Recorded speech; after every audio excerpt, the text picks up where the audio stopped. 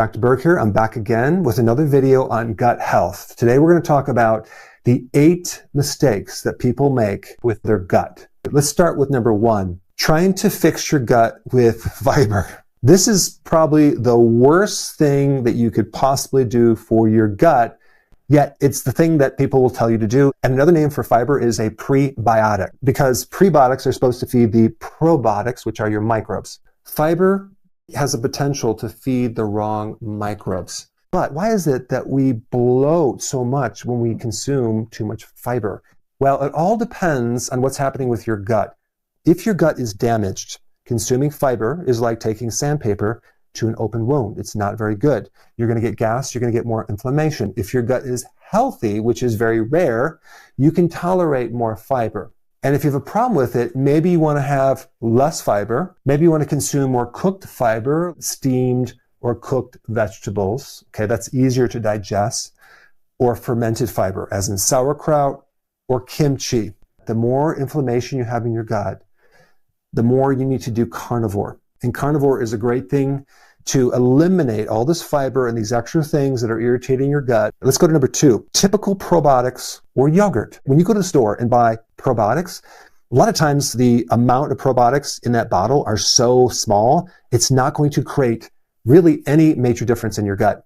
Well, most yogurt that you buy commercially is low fat, which you never want to do low fat yogurt. It's filled with added sugar, maltodextrin, starches. Now, if you get a plain yogurt, grass-fed or organic, that's really good. Even though some of those microbes never really reseed your gut, they can act for food for your microbes to a certain degree. If you have something called grass-fed kefir, that's a lot better. Number 3, colon cleansing, where you detoxify all this waste. It sounds superficially like a good thing. I'm going to clean all this waste out. I'm going to feel clean. But what's happening is you're getting rid of all the friendly bacteria, and you have to get those microbes back. Sometimes you're doing this colon hydrotherapy, and then you end up with constipation and other problems.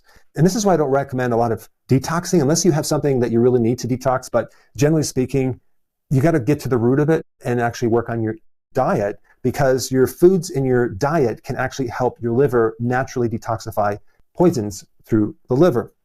Number 4, antibiotics. Now, I'm not telling you not to take an antibiotic, but you just have to be cautious about antibiotics because they can mess you up. If someone tells you that your microbiome is going to come back to where it was, they're lying to you, because it never does. You'll never have the pattern of microbes that you once had after you take an antibiotic. Realize antibiotics only get rid of bacterial infections. They don't touch viral infections. And antibiotics don't ever kill everything. A lot of it they do, but then those microbes that survive start to become very resistant, and they become superbugs. And they actually pass on this information to other microbes, to the point where these antibiotics at one time, when they worked, will no longer work again. This is a slippery slope. Anytime you do get an antibiotic, make sure you're also at the same time taking some probiotic to put back these microbes. Let's talk about number 5, antacids. When you have acid reflux, most of the time that means you don't have enough acid. And this messes up the valve on the top of the stomach. The valve starts becoming leaky and it opens up and the acid comes back up. And now we're treating the wrong problem. We're making your stomach acids less acid. So now the next time you eat, it's the same or worse. And over time, it gets weaker and weaker and weaker, to the point where now you have a lot of problems digesting food, because we need this strong acid in your stomach. The normal acid pH in your stomach should be between 1 and 3. That's like battery acid. But that's what we need to actually digest our protein. That's what we need to kill off microbes. That's what we need to absorb minerals. Check with your doctor before implementing any of the information. Number 6, low-fat diets. Low-fat diets are not good for your digestion, because your gallbladder is triggered by fat. And if you don't have that trigger to the gallbladder, you produce less bile. That bile is there to help digest fat, to break it down to the point where you can absorb the healthy parts of fat, like the fat-soluble vitamins and the omega-3 fatty acids. And if you don't have enough bile, you'll tend to have either constipation, or you won't get this really important function of killing off the microbes in the small intestine. The small intestine is where you don't want a lot of microbes. The large intestine is where you have the majority of microbes. There's too much bacteria in your small intestine. You will develop something called small intestinal bacterial overgrowth. You're just going to be like bloated all the time. They get this huge gut bloat because they have fermentation in the wrong place. Number 7, a balanced diet. What does the balanced diet mean?